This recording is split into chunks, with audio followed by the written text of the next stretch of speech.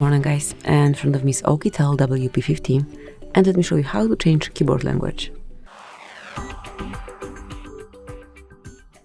At first, open new message or any other area where you've got access to keypad. So we need this panel.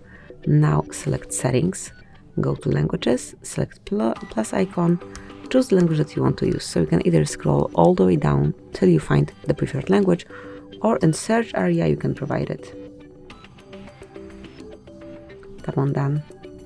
And now you can stay with both languages. So once you have more than one language in your keypad, you will find this word icon, which will allow you to switch between languages.